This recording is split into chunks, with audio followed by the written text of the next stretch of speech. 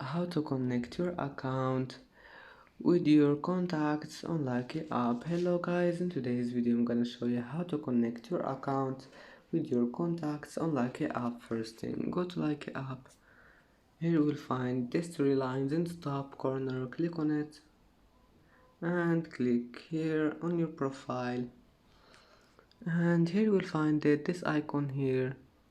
Just click on it, and now here all you need to do is just click this one here in the top, allow, and that's how to connect your account with your contact just by clicking allow, and that's it.